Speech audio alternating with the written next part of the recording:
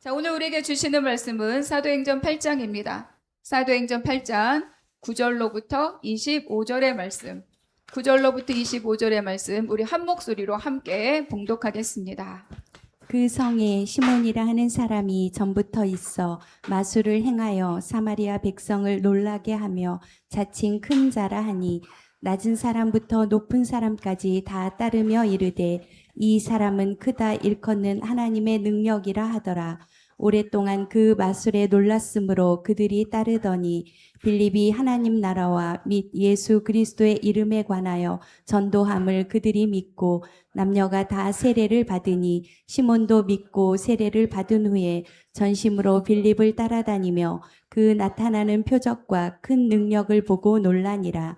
예루살렘에 있는 사도들이 사마리아도 하나님의 말씀을 받았다 함을 듣고 베드로와 요한을 보내매 그들이 내려가서 그들을 위하여 성령 받기를 기도하니 이는 아직 한 사람에게도 성령 내리신 일이 없고 오직 주 예수의 이름으로 세례만 받을 뿐이더라. 이에 두 사도가 그들에게 안수하매 성령을 받는지라. 시몬이 사도들의 안수로 성령 받는 것을 보고 돈을 들여 이르되 이 권능을 내게도 주어 누구든지 내가 안수하는 사람은 성령을 받게 하여 주소서 하니 베드로가 이르되 내가 하나님의 선물을 돈 주고 살 줄로 생각하였으니 내 은과 내가 함께 망할지어다. 하나님 앞에서 내 마음이 바르지 못하니 이 도에는 내가 관계도 없고 분깃될 것도 없느니라. 그러므로 너희 이 악함을 회개하고 주께 기도하라. 혹 마음에 품은 것을 사하여 주시리라. 내가 보니 너는 악독이 가득하며 불의에 매인 바 되었도다. 시몬이 대답하여 이르되 나를 위하여 주께 기도하여 말한 것이 하나도 내게 임하지 않게 하소서 하니라. 두 사도가 주의 말씀을 증언하여 말한 후 예루살렘으로 돌아갈새 사마리아의 여러 마을에서 복음을 전하니라. 아멘. 오늘 우리가 경계를 넘어가는 복음이라는 제목으로 말씀의 은혜를 함께 나누려고 합니다. 지난 시간에는 우리가 복음이 예루살렘이라고 하는 지역 경계를 넘어가서 사마리아까지 복음이 흘러갔음을 말씀을 통해서 함께 보았습니다. 그렇게 복음이 흘러가게 된 가장 큰 계기가 무엇이냐? 바로 스데반의 죽음이었죠. 그리고 그 스데반의 죽음을 시작으로 큰 박해가 온 예루살렘을 휘감아 갔습니다. 그래서 사울이 박해의 중심이 되어서 교회를 잔멸하려 하였다. 갈기갈기 마치 맹수가 먹이를 찢듯이 그렇게 사울이 행하였다고 기록합니다. 그리고 사람들은 이 박해를 피해서 예루살렘이 아닌 다른 지역으로 유대 지역으로 사마리아 지역으로 여러 곳으로 흩어졌다고 기록합니다. 그 흩어진 사람 중에 누가 있느냐? 바로 빌립이 있었죠. 그래서 빌립이 사마리아로 가서 복음을 전하였다 이렇게 기록하였습니다. 그러자 어떤 일이 있었습니까? 그 큰 성에 큰 기쁨이 있었다. 그 사마리아 성에 큰 기쁨이 있었다 이렇게 기록합니다. 지금까지 사도행전에서 본 것뿐만 아니라 교회 모든 역사 가운데 복음이 전파되는 일에는 항상 박해와 함께 했습니다. 세상 권세가 교회를 박해하고 복음을 박해하는 목적은 교회를 무너뜨리고 그리고 복음을 무력화하기 위한 시도입니다. 그러나 한 번도 교회는 무너진 적이 없으며 한 번도 복음이 사라진 적이 없습니다. 왜냐하면 교회의 머리는 사람이 아니기 때문입니다. 교회의 머리는 부활하고 승천하신 예수 그리스도이시며 그리고 교회는 어떻습니까? 복음은 곧 예수 그리스도이시기 때문입니다. 하나님은 이 박해를 통해서 오히려 그리스도의 몸인 교회를 더욱 견고하게 세워 가셨습니다. 우리가 다시 한번 사도행전 1장 8절의 말씀 함께 읽겠습니다. 시작. 오직 성령이 너희에게 임하시면 너희가 권능을 받고 예루살렘과 온 유대와 사마리아와 땅끝까지 이르러 내 증인이 되리라 하시니라. 맞습니다. 사람들이 경험한 것은 박해였습니다. 그러나 하나님은 이것을 통하여서 하나님이 말씀하신 증인의 삶으로 이 모든 성도들을 이끌어가고 하나님의 약속들을 이루어가고 계셨습니다. 결국 이 큰 박해가 예루살렘 안에만 머물러 있던 이 복음을 사마리아까지 흘러가게 하는 하나님의 구속의 섭리였던 것입니다. 오늘 본문은 조금 더 깊이 보려고 합니다. 빌립을 통해 일하시는 성령님의 사역을 기록합니다. 그래서 인간이 단단하게 쳐놓은 어떤 경계선들을 이 복음이 어떻게 넘어가서 실질적으로 복음이 확장되고 있는가를 우리에게 아주 선명하게 보여줍니다.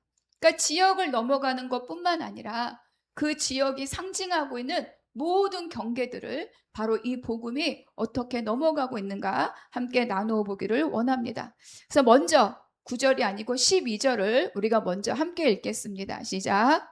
빌립이 하나님 나라와 및 예수 그리스도의 이름에 관하여 전도함을 그들이 믿고 남녀가 다 세례를 받으니. 그러니까 빌립이 복음을 전한 것의 연장선상에서 이 12절이 기록되어 있는 거죠. 그러니까 빌립이 전한 것은 딱 두 가지입니다. 하나님 나라와 예수 그리스도입니다. 성경의 주제는 하나님 나라이고 성경의 내용은 예수 그리스도입니다. 그러니까 죄로 인해서 하나님의 관계가 깨지고 그리고 하나님의 동산이었던 에덴으로부터 쫓겨났다는 것은 결국 그들의 하나님의 통치가 있었던 하나님의 나라를 잃어버린 겁니다. 그러니까 이 하나님의 나라는 땅의 개념도 아니라 하나님의 통치의 개념입니다. 그러니까 죄가 인해서 관계가 끊어지고 그리고 에덴으로부터 쫓겨났다는 것은 나라를 잃어버렸다는 것을 의미합니다. 하나님의 자녀로서 누리던 모든 관계 그리고 모든 권리를 다 잃어버린 것이 바로 이 죄입니다. 그러나 어떻습니까? 하나님은 그대로 우리를 두지 않으시고 예수 그리스도를 우리에게 보내주신 거죠. 그래서 예수 그리스도의 십자가 부활로 이 하나님과의 막힌 담을 그 육체로 허무시고 잃어버린 하나님의 나라를 다시 찾아갈 수 있도록 우리에게 길을 열어주셨습니다. 그래서 예수를 믿는다, 복음을 들었다, 복음을 받았다라고 하는 것은 예수 그리스도를 통하여 다시 하나님 나라의 백성으로 그 신분과 그 권리가 회복되는 것을 의미합니다. 그래서 빌립은 이거를 전하였던 거예요. 빌립은 이 복음을 전하였고 사마리아 사람들은 그 말씀을 받았고 믿고 거기서 그친 것이 아니라 뭐까지 받았죠? 믿고 세례를 받았다 이렇게 기록합니다.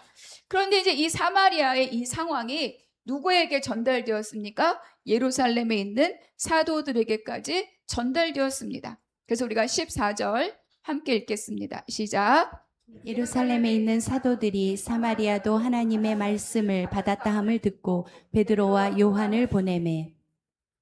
우리가 8장 시작에서 본 것처럼 막 교회를 잔멸하는 큰 박해가 있었지만 사람들은 또 많이 흩어졌지만 사도들은 그대로 예루살렘에 남아 있었습니다. 여러 가지 이유가 있었을 것입니다. 왜냐하면 이 예루살렘은 어떤 곳이에요? 지금 이 교회의 큰 박해의 근원지입니다. 그러니까 사도들이 이곳에 남아 있었다는 것은 순교를 각오한 결단이었을 것입니다. 그리고 두 번째, 거의 많은 이들이 다 흩어졌지만 미처 피하지 못하고 그 자리에 남아 있어 어딘가에는 숨어 있을 수 있는 그 남아 있는 성도들을 이 사도들은 지키고 돌보기 위함이었을 것입니다. 그러니까 사도들이 예루살렘에 남아 있는 것은 편안해서 남아 있는 것이 아닙니다. 그들은 순교를 각오했고 남아 있는 성도들을 돌보고자 함이었습니다. 그리고 또 하나 오늘 이 본문 안에서 굳이 사도들이 예루살렘에 남아 있었어야 되는 그 이유를 우리에게 다시 한번 밝혀줍니다. 그런데 일단 빌립을 통하여서 그들이 말씀을 받았다, 세례를 받았다라고 하는 소식이 이 예루살렘에 있는 사도들에게 들려집니다. 근데 이 소식을 들은 사도들은 아마도 굉장히 큰 충격을 받았을 것입니다. 왜냐하면 사도들 다 유대인들입니다. 그러니까 유대인들의 머릿속에는 하나님의 말씀, 하나님의 백성 모든 것은 다 어때요? 유대인 중심의 사고를 갖고 있습니다. 그래서 이들은 이 소식을 들었는데요. 너무 놀라운 거예요. 그래서 이것이 어떠한 일인가? 뭐 점검차, 확인차, 사실 여부를 보기 위하여서 그들에게 기둥처럼 여겨지는 베드로 그리고 요한을 바로 이 사마리아에 보냅니다. 빌립이 한 일을 믿지 못해서가 아닙니다. 이 지역이 지금 사마리아 땅이기 때문에 그렇습니다. 지난주에도 잠깐 언급한 것처럼 북이스라엘 멸망 후에 아수르의 주민 이주 정책을 통해서 이 사마리아 땅은 완전히 이방화되었습니다. 혈통도 섞이고 그리고 혼합 종교를 드리고 그리고 예루살렘이 아니라 그리심산에서 그들의 예배 처소를 갖고 그들만의 예배를 드리고 있었던 사람들입니다.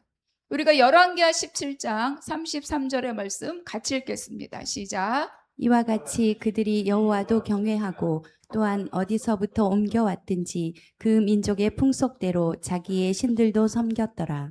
그러니까 이들은요, 예수님, 하나님도 믿고 성전 가서도 제사도 드리고 자기들이 갖고 온 자기들의 신도 믿고 그렇게 놔두었다는 거예요.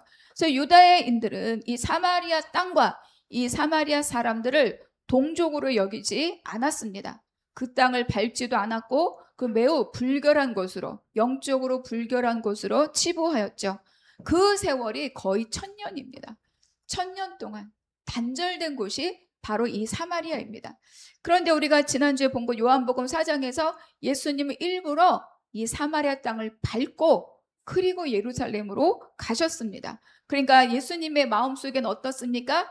이 사마리아도 우리의 땅이며 하나님의 땅이며 이 백성들도 나의 백성들이다. 그런 마음이 이미 있으셨고 그것을 몸으로 선포하신 겁니다. 그리고 이제 빌립을 통하여서 이곳에 복음이 전하여졌습니다. 그래서 오늘 본문은 이 사마리아 땅에 성령의 역사를 통하여서 확실하게 하나님의 인치심을 보여주는 것이 바로 오늘의 본문입니다. 15절부터 17절까지 우리가 한번 같이 읽겠습니다. 시작. 그들이 내려가서 그들을 위하여 성령 받기를 기도하니 이는 아직 한 사람에게도 성령 내리신 일이 없고 오직 주 예수의 이름으로 세례만 받을 뿐이더라. 이에 두 사도가 그들에게 안수함에 성령을 받는지라. 그러니까 두 사도가 이 사마리아를 갔더니 확인된 게 있어요. 아, 이들이 예수의 말씀을 받았구나. 그래서 빌립으로부터 세례를 받았구나 하는 것입니다. 그런데 무엇을 또 발견하게 되느냐? 말씀을 받았고 세례를 받았지만 아직 이들에게 성령의 강림이 없었다. 성령을 받지 않았다라고 하는 사실을 발견하게 됩니다.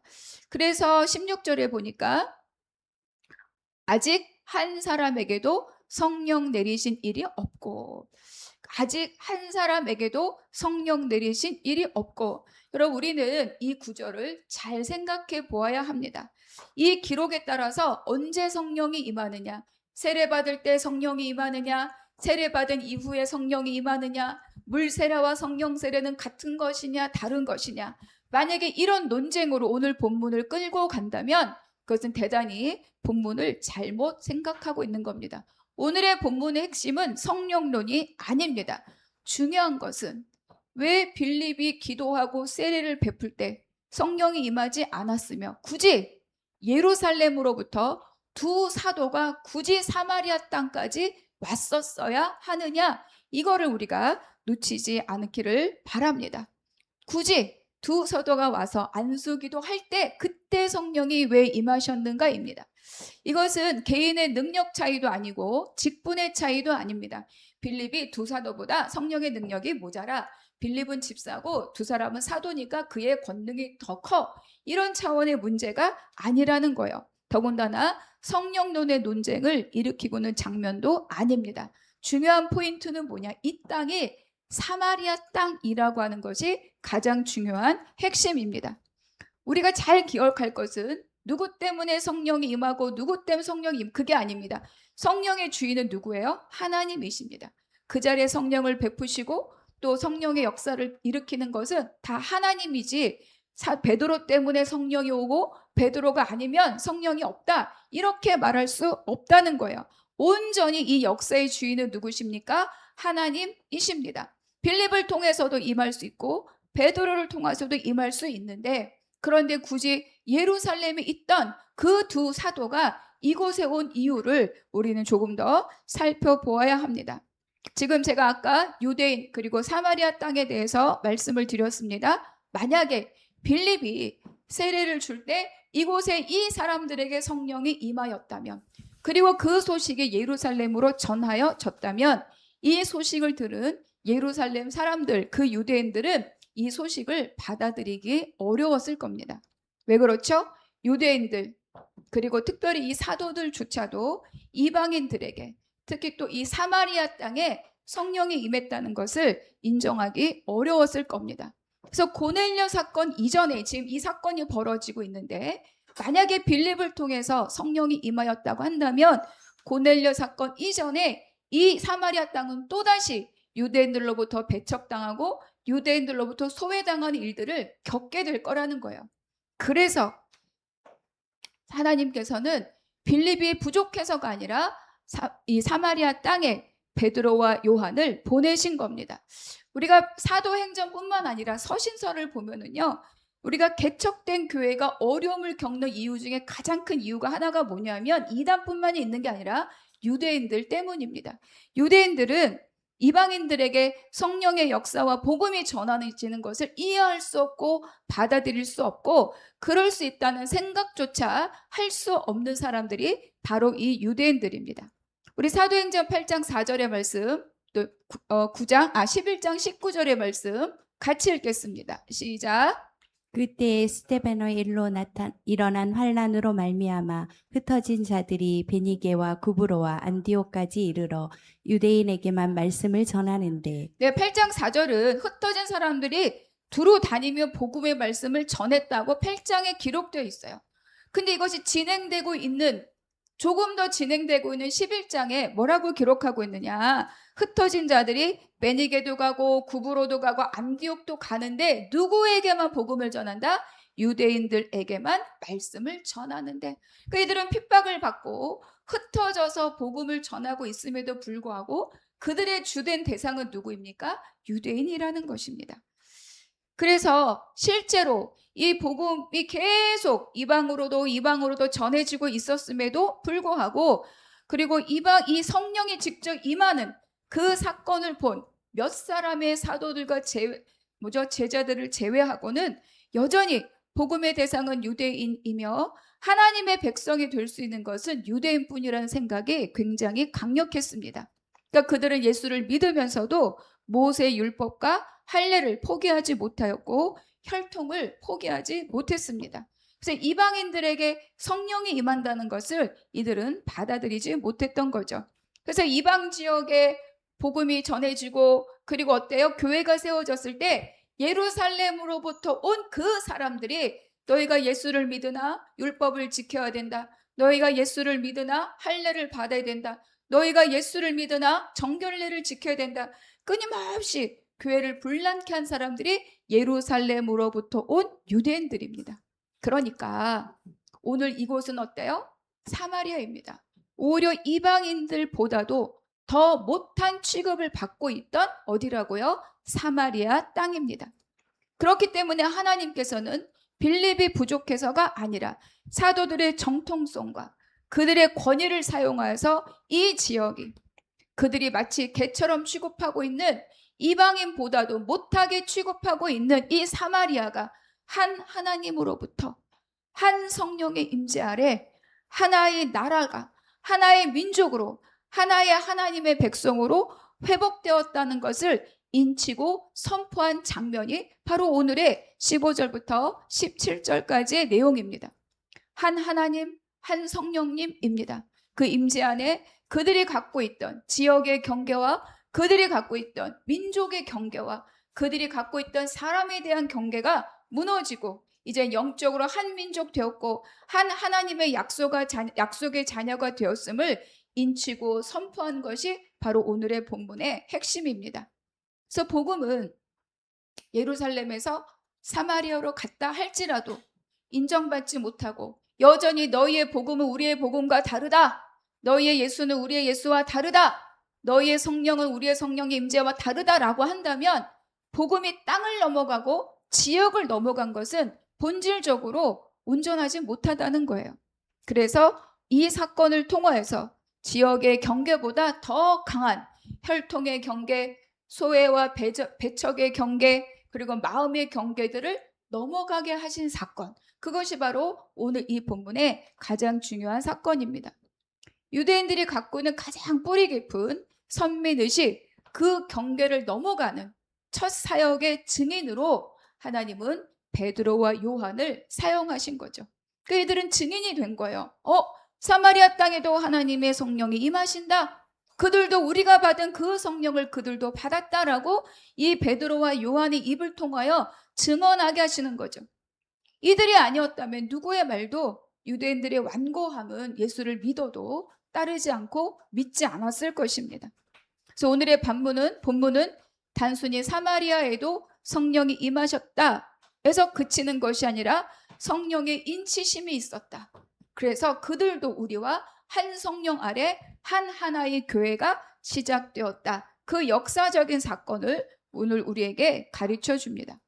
이것은 사마리아만을 위한 것이 아니라 예루살렘을 위한 하나님의 일이기도 합니다. 왜냐하면 이것을 인정하지 않으면 예루살렘 계속 자기들만의 성을 쌓아가고 하나님께서 유대와 사마리아와 땅끝까지 가라는 명령을 이들은 수용할 수 없었고 계속 유대인만 찾아다니고 있을 수 있었기 때문인 거죠. 그래서 이렇게 복음의 경계를 넘어가는 시점에 바로 하나님께서는 베드로와 요한을 사용하시는 거예요. 그들이 갖고 있는 사도로서의 정통성, 그들이 갖고 있는 사도로서의 권위, 그것을 통하여 사마리아에도 나의 영이 임하였고 그들도 나의 백성이 되었다. 그래서 그들을 배척하고 그들을 동족으로 취급하지 않았던 그 땅과 그리고 예루살렘이라고 하는 성전이 있음으로 인하여 거기만 거룩한 땅인 것처럼 여김을 받던 그 예루살렘과 이 사마리아가 하나가 되었음을 선언한 것이 바로 오늘 본문의 가장 큰 핵심입니다. 여러분, 우리도 알죠. 작은 땅이지만 지역 정서를 이기기가 쉽지 않다는 것을 우리는 잘 압니다. 그 사람이 자기가 갖고 있는 정서적인 배경, 문화적인 배경을 넘어서기가 쉽지 않다는 것. 그런데 하나님께서 오늘 이 사마리아 땅에 성령이 임하신 이 사건을 통하여 나는 넘어간다. 너희들이 갖고 있는 그 경계, 너희들이 갖고 있는 그 생각의 경계, 가치관의 경계, 또 혈통의 경계, 나는 그것을 넘어서 열방을 향하여 나는 성령으로 함께 나아간다. 그래서 오늘 우리에게 가르쳐 주었습니다. 이렇게 복음의 역사가 경계를 넘어 흘러가고 있을 때 이 본문 안에 유독 한 사람이 남아 있습니다. 누굴까요? 바로 시몬입니다. 이 시몬은 어떤 역할을 하느냐? 이 시몬은 내 안에 있는 욕망들을 직면하게 합니다. 이 시몬은 이렇게 성령의 능력을 통하여 성령의 역사를 통하여 경계를 하나님의 일들은 넘어가고 있었지만 이 시몬은 그 경계를 넘지 않은 사람, 바로 그 사람의 대표가 바로 이 시몬입니다. 우리가 9절과 10절 함께 읽겠습니다. 시작. 그 성에 시몬이라 하는 사람이 전부터 있어 마술을 행하여 사마리아 백성을 놀라게 하며 자칭 큰 자라 하니 낮은 사람부터 높은 사람까지 다 따르며 이르되 이 사람은 크다 일컫는 하나님의 능력이라 하더라. 마술을 행한다 그러잖아요. 그러니까 요즘 생각하는 그런 마술이 아니에요. 요즘 막 손기술, 빠른 손기술, 그리고 우리가 시선이 쫓아가지 못할 그 빠른 어떤 것들을 통해서 놀라운 일들 깜짝 놀라게 하고 매직이죠, 매직. 그런데 여기서 말하는 이 마술은 우리가 생각하는 그런 마술이 아닙니다. 이것은 신비한 어떤 영적인 능력을 이용하여서 사람들을 영적으로 지배하는 것. 어떻게 말하면 주술과 같은 것이 바로 이 마술을 행한다의 뜻입니다. 그러니까 이 시몬은요, 성령이 아니라 다른 영, 거짓된 영의 그 영향력 아래에 있는 사람입니다. 그것으로 사람을 놀라게 하고 그것으로 사람들의 마음을 사로잡았던 사람입니다. 그래서 오늘 이 두 절에 이 성경은 이 시몬에 대해서 두 가지를 말합니다. 첫째는 뭐냐? 스스로 큰 자라 여깁니다. 우리가 이 사람은 크다, 그렇죠? 그리고 자칭 큰 자라 하니 9절에. 그러니까 스스로 나는 큰 자야, 난 대단한 사람이야 라고 자칭 이야기하는 교만한 사람이 바로 이 시몬입니다. 그리고 둘째는 이 시몬에 대해서 사람들이 무엇이라고 말하는가? 하나님의 능력이다. 그는 위대한 하나님의 능력이다. 그래서 마치 이 신적인 숭배를 받는 사람 중에 하나가 바로 이 시몬이었다는 거예요. 그래서 지위 고하를 막론하고 모두 그를 따르며 이 사마리아 땅 안에서 명성과 영향력과 권세를 갖고 그 지역을 지배하고 있던 사람이 바로 이 시몬입니다. 그런데 이제 어느 날 이 시몬이 누구를 만나요? 빌립을 만나게 되는 거예요. 빌립을 통해서 하나님 나라와 예수 그리스도에 대해서 들었습니다. 13절 같이 읽겠습니다. 시작. 시몬도 믿고 세례를 받은 후에 전심으로 빌립을 따라다니며 그 나타나는 표적과 큰 능력을 보고 놀라니라. 그렇죠. 그러니까 사마리아 사람들이 빌립을 통해서 말씀을 듣고 세례를 받을 때 이 시몬도 동일하게 말씀을 듣고 세례를 받았습니다. 그리고 전심으로 빌립을 따라다녔다. 온 마음을 다해서 빌립을 따라다녔다는 거예요. 그런데 뒤에 뭐라고 나오느냐? 표적과 큰 능력을 보고 놀라니라. 근데 이 시몬도 어떤 사람이에요? 자기가 갖고 있는 마술을 통해서 사람들을 놀라게 했던 자가 바로 이 시몬입니다. 그런데 이 시몬이 빌립의 행함 속에 있는 표적과 큰 능력을 보고 놀랐다. 이렇게 기록합니다. 그러니까 이 시몬의 마음 속에 전심을 다하여서 빌립을 따라가는 그 마음 가운데 뭐가 있느냐?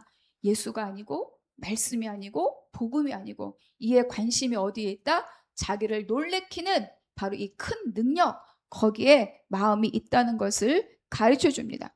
그러니까 구원에 관심이 있는 게 아니에요. 그가 자기가 행하던 그 마술과는 비교할 수 없는, 자기도 깜짝깜짝 놀랄 만한 그 놀라운 능력, 그거를 보면서 나도 저 힘을 가지고 있다면 나의 권세가, 나의 영향력이, 나의 부가 더 커지지 않겠는가? 그런 마음을 가지고 있었다는 거죠. 굉장히 인간적인 계산을 갖고 지금 빌립을 따라다니는 거예요.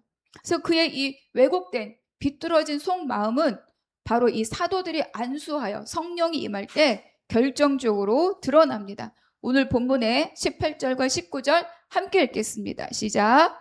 시몬이 사도들의 안수로 성령 받는 것을 보고 돈을 들여 이르되 이 권능을 내게도 주어 누구든지 내가 안수하는 사람은 성령을 받게 하여 주소서 하니. 이 말이 이때 갑자기 튀어나온 게 아니에요.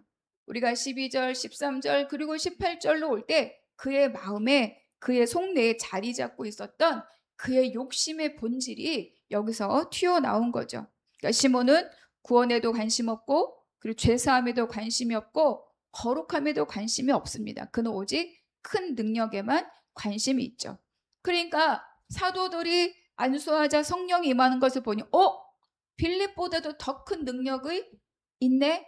이렇게 말한 거예요. 그래서 곧바로 돈을 내고 자기에게도 성령을 받게 할 권능을 달라 이렇게 사도들에게 구합니다. 그러니까 이 지점에서 시몬의 열심과 그 믿음의 실체가 들통이 나는 거죠. 그러니까 시몬은 내가 갖고 있는 능력보다 더 큰 능력을 행하고 있는 빌립을 따라다니면서 그 능력을 내가 갖고 싶었고 그거보다 더 큰 일을 행하고 있는 것 같은 이 베드로에게 나도 그것을 사겠다 이렇게 말하고 있는 겁니다. 내게도 주어 이렇게 말하죠. 내가 안수하는 사람 이렇게 말합니다. 그 주인공이 하나님도 아니고 사도도 아니고 누구예요? 자기 자신입니다. 그러니까 그가 만약에 구원의 기쁨을 바르게 알았다면 이때 뭐예요? 사도들에게 기도를 받으면 되는 일입니다. 그런데 그는 이 능력을 자기 것으로 소유하고 싶어 했고 자기의 목적을 위해서 이 복음의 능력, 성령의 능력을 이용하려 한 사람이 바로 이 시몬이라고 하는 사람입니다. 근데 이 시몬의 이런 마음이 2000년 전에 있었던 마술사 한 사람의 마음이겠느냐 하는 것입니다. 이 시몬의 이 마음의 이런 어떤 흔들림들은요, 사실은 우리의 마음도 돌아보게 합니다. 우리도 이 땅에서 살아가는 이때에 우리가 온전히 예수 그리스도 한 분만으로 족한 삶을 내가 살고 있는가 생각하게 하는 거죠. 시몬과 같은 마음이 내 안에 숨어 있지는 않은가? 우리 이것도 돌아보아야 합니다. 그러니까 우리가 엎드려 하나님께 기도할 때 정말로 하나님 한 분을 목마르게 갈구하고 있는가입니다. 우리가 시편을 새벽에 계속 함께 나눌 때 계속 땅 끝에서도 부르짖고 바다 끝에서도 부르짖을 때 다윗이 부르짖은 한 가지는 뭐예요? 오직 여호와 하나님 한 분이었습니다. 목마른 사슴이 시냇물을 찾은 것처럼 내가 그 부르짖음 아래 있었던 거죠. 근데 우리는 어떠냐? 나는 어떠냐? 이런 말씀을 여기서 함께 나누고 싶습니다.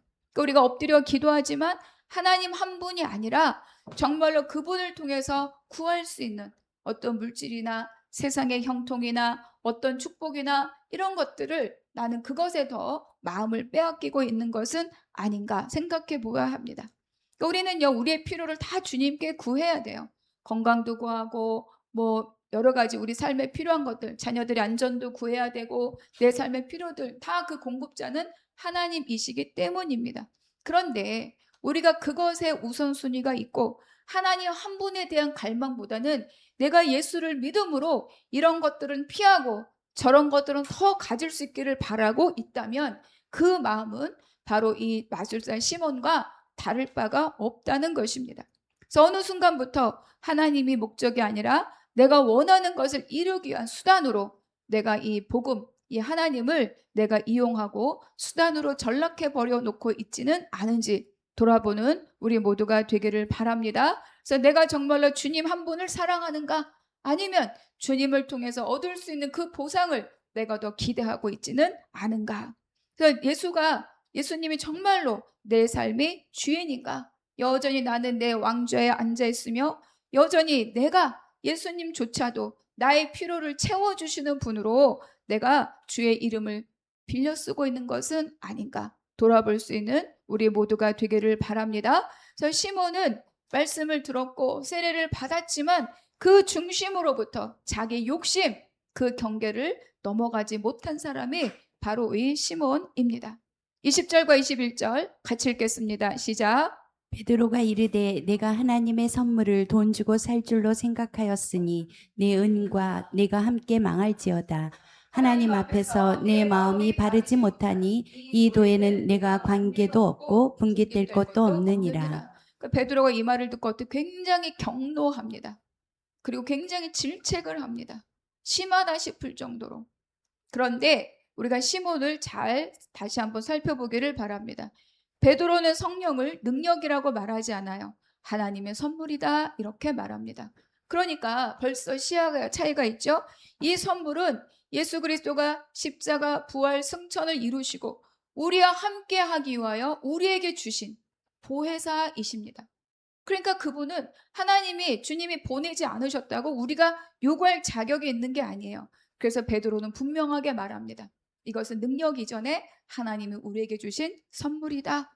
그런데 시몬은 어때요? 이 선물을 거래의 대상으로 보았고 그리고 자기 목적을 이루기 위한 수단으로 지금 거래하고자 하였기 때문에 이 베드로는 이 시몬을 이렇게 질책한 거죠. 시몬이 원한 것은 성령이 아닙니다. 성령을 통한 거룩한 삶이 아니에요. 그는 성령을 받고자 한 것이 아닙니다. 만약에 성령을 받고자 했으면 사도들이 안수함으로 성령이 임할 때 그도 그 자리에 가서 안수를 받으면 돼요. 그러면 그에게 성령이 임했을 것입니다. 그런데 이 시몬이 원한 것은 뭐냐? 성령을 줄 수 있는 권능, 성령을 줄 수 있는 권한을 갖고 싶다고 말했습니다. 내가 누구에게 성령을 주면 그에게도 성령을 받을 수 있는 그 권세, 그 권한을 달라고 한 거죠. 이 말은 즉슨 내가 안수하면 성령을 받는다. 그 인정받음을 통하여서 그 위치, 저 사람에게 가면 이것을 얻을 수 있어. 저 사람에 가면 성령을 받을 수 있어. 라고 하는 자기가 권한을 가진 성령을 줄 수 있는 권한을 가진 그 위치를 달라고 지금 베드로에게 요구한 것입니다. 그래서 이 권세로 잠시 빌립에게, 잠시 베드로에게 빼앗겼던 그 지역을 통제하고 싶은, 지배하고 싶은 그것을 다시 회복하기를 원했던 것이죠. 이것은 시몬이 믿고 세례를 받았지만 아직도 그가 복음 밖에 있는 사람임을 알 수 있습니다. 여러분 우리가 5장을 보면 아나니아와 삽비라 기억하시죠? 그들도 어떤 자였습니까? 믿는 무리 가운데 있는 자였습니다. 그러니까 우리가 세례를 받았다라고 하는 것이 중요한 것이 아니라 그 마음의 중심에 내가 내려오고 예수를 주인으로 모시는 내적 변화를 우리가 받았는가, 그것을 갖고 있는가, 이것이 훨씬 중요하다는 거예요. 그래서 베드로가 꾸짖습니다. 내 마음이 바르지 못하다. 또 내 은과 내가 함께 망할지어다 라고 말합니다. 그러니까 문제는 돈이 아니라 뭐라고요? 마음이라는 것입니다. 겉으로는 세례를 받았지만 속마음은 아직도 내가 이것을 이용하여 나의 왕국을 더욱 든든히 하리라, 이 마음이 바로 시몬이 갖고 있는 마음이었습니다. 그래서 하나님께서는 이 시몬의 잘못을 베드로를 통해 아주 강력하게 질책하고 있습니다. 왜 그러냐? 이 시몬은 하나님의 능력을 돈으로 살 수 있다고 말한 첫 번째 사람이 되었기 때문입니다. 만약에 하나님의 은혜와 구원과 은사와 성령의 능력이 인간의 돈으로 거래되는 것이었다면 교회는 더 이상 교회가 아닙니다.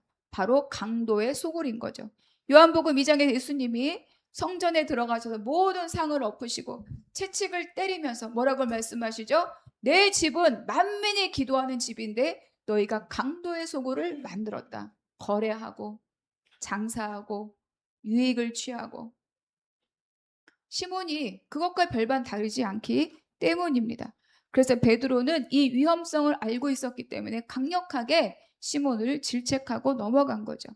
여러분, 실제로 근데 중세 교회가 격하게 타락했을 때 면죄부만 판 게 아니에요.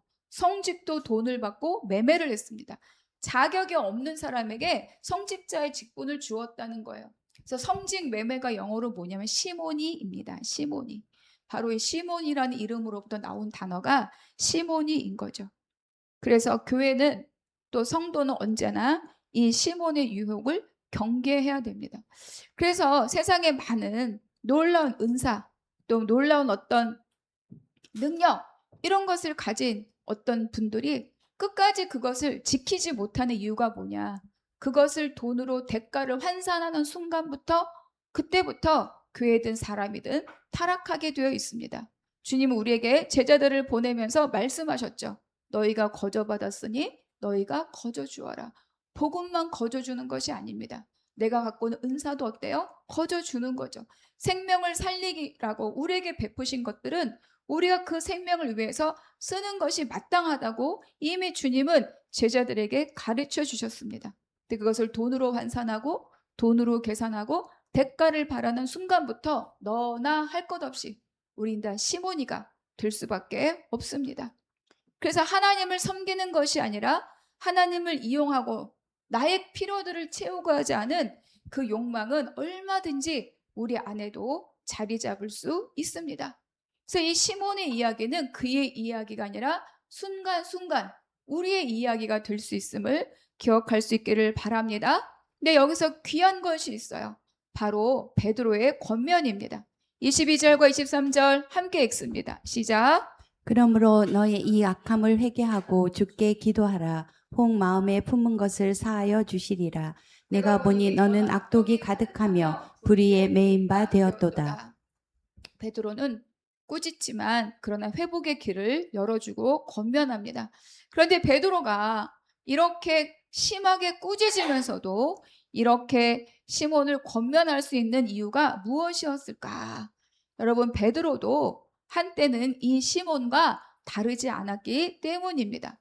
예수님이 내가 곧 장로들에게 잡혀서 십자가 못 박혀 내가 죽을 것이고 3일 만에 살아날 것이다, 그렇게 순한 예고를 하는 그 여정들마다, 그러기 위해서 예루살렘을 향해 가고 있는 그 걸음마다 제자들은 어땠습니까? 누가 크냐? 싸웠습니다. 누가 더 높으냐? 싸웠습니다.